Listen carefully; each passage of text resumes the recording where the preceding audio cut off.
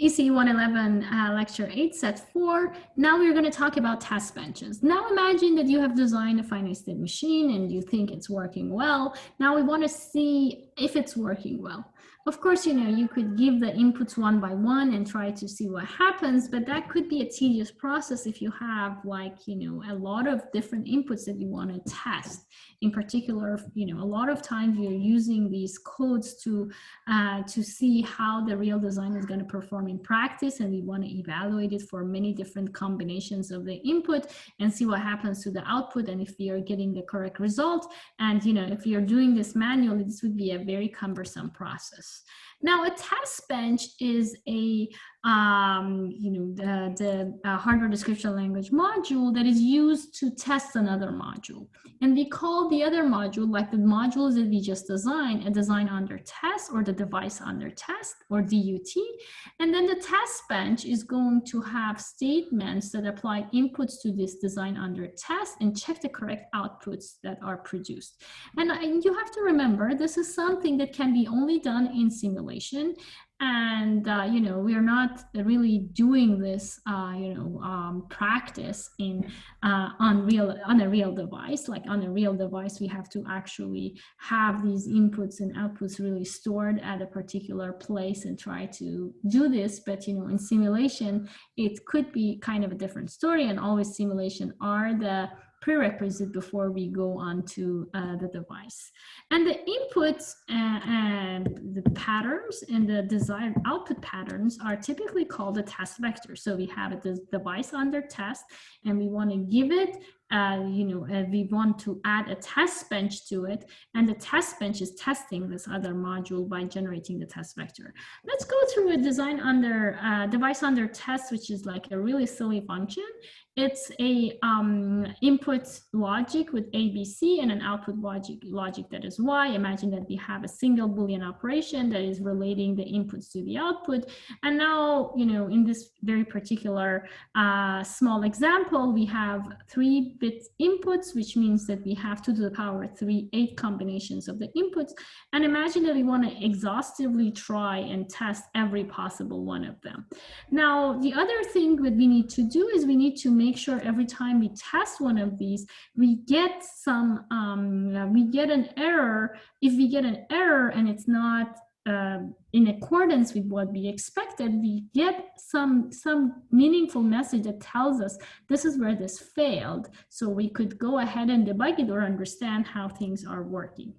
Now, in this particular silly function example that we had, which was our device under test, what we are going to do is we are going to have this initial begin, and this initial begin is a simulation command, which is going to have to set the inputs to the desired value, and it's going to display the value of the output.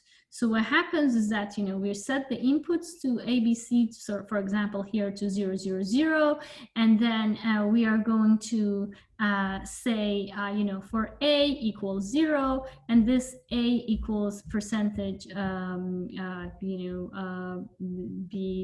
equals percentage B equals percentage B is going to just give us, this pattern, like this is a standard message out, which is going to be displayed, and the values here. So it says that, A equals 0, B equals 0, C equals 0. It's going to, it's going to generate a output, I don't know, 1 or 0. And then we are going to also have a change these values. So here A and B stay constant. C is going to change to 1, and we are again going to do the computation. Then we change this to all possible 8 combination, and every time with a new combination, we output the value of the output. And this way, what happens is that, every time we have a test bench, what we do is we instantiate this device under test. And then this initial begin is going to apply the inputs.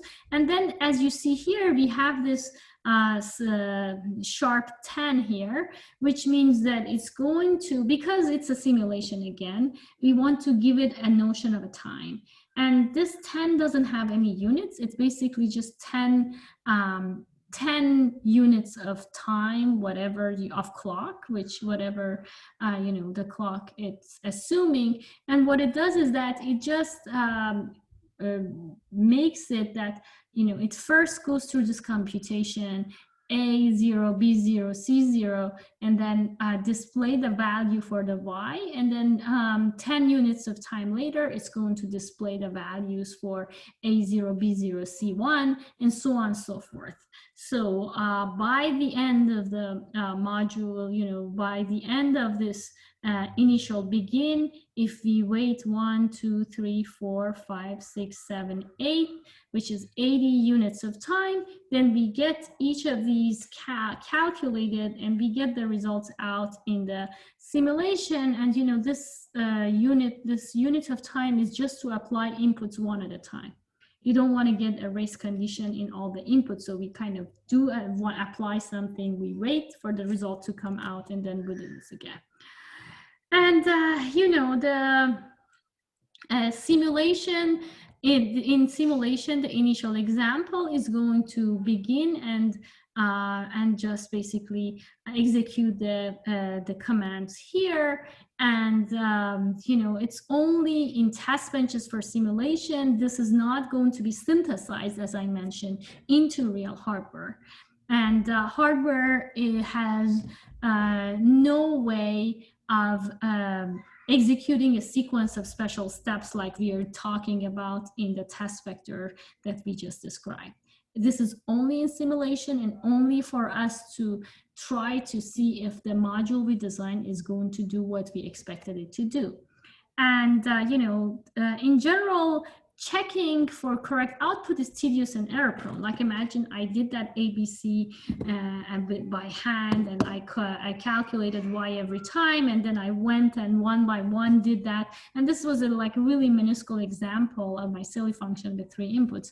Now, how I would do this in more complex cases is I have to try to automatically check the output and have a message that shines out if one of the possible cases is not giving the right answer. And this is called a self-checking test bench. And self-checking test bench is kind of, easy, which, means that, we apply again the inputs one at a time like before. But, if this output that we are computing is equal to what we expected, then it's going to, to say that it's correct. If not, it's going to say that this state has failed. And if we do this, remember that in System Verilog, we are doing this comparison with, using equal or exclamation sign equals sign. But the test benches actually use another set of symbols, which is 3 equals and 1 exclamation, 2 equals, for comparisons of equality and inequality, because this is basically making it not an equality inequality statement, but a true false statement. So it says, assert, if this is a true statement, then that's fine. If it's not a true statement, then you're going to say that it was failed. An assert statement just checks if a specified condition is true. Then if not, it executes this else statement. And the error message is, that prints an error message.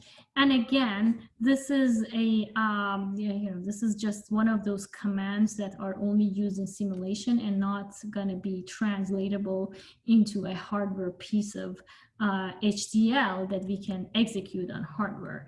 During synthesis, the assert statements are going to be ignored. If you just synthesize this, try to put it into hardware, this is not going to have any impact during the synthesis. Now, in the next set, what we are going to talk about, we are going to have test benches with test vectors that, we are not manually writing one by one, but we are reading the input from one big input file and, just going line by line and then trying to do the comparison in a more automated way, which is more useful if you have larger circuits with larger sets of inputs and outputs.